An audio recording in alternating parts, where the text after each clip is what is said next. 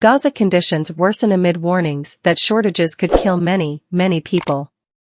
Shortages of food, fuel and electricity in Gaza are going to kill many, many people, a senior aid official warned Friday, as Israel's siege and bombardment of the enclave approached the 2-week mark, while life-saving aid was again stuck in Egypt for another day. A spokesperson for the Palestinian Ministry of Health in Gaza said Friday that 7 hospitals and 21 primary care health centers had been rendered out of service, and 64 medical staff have been killed, as Israel continues its airstrikes on Gaza. It is absolutely life or death at this point, Avril Benoit, executive director for Doctors Without Borders, also known as Médecins Sans Frontières, MSF, told CNN.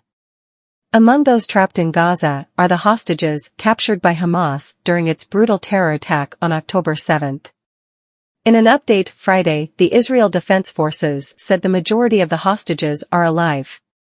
It said the number of missing is between 100 to 200, and more than 20 of the hostages are under the age of 18. 2 American hostages, a mother and her daughter, are being released for humanitarian reasons, a person familiar with the negotiations for their release and a diplomatic source said Friday. It's unclear whether they will go to Egypt or Israel.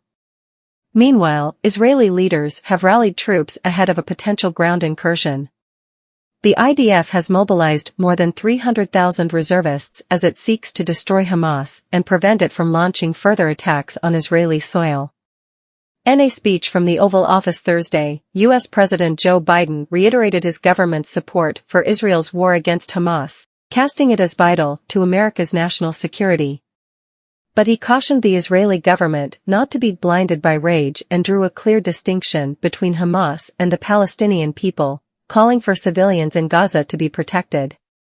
President Joe Biden speaks from the Oval Office of the White House Thursday, October 19, 2023, in Washington, about the war in Israel and Ukraine. The number one takeaway from Biden's address. Any Israeli ground incursion will come amid a growing chorus of outrage across the Arab world, where mass anti-Israel protests have broken out earlier in the week and on Friday in support of 2.2 million Palestinians who remain trapped in Gaza.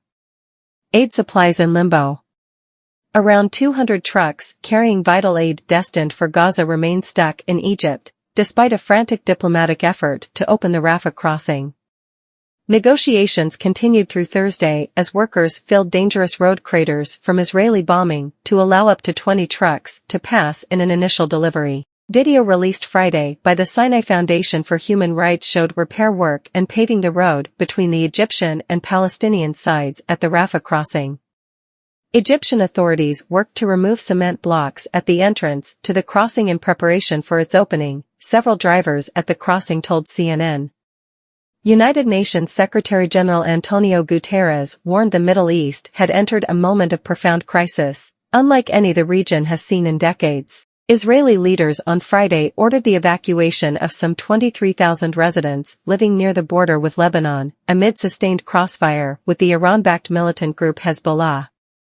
IDF spokesperson Lieutenant Colonel Peter Lerner told CNN that the IDF had bolstered its forces along the northern border and was prepared for a broader conflict.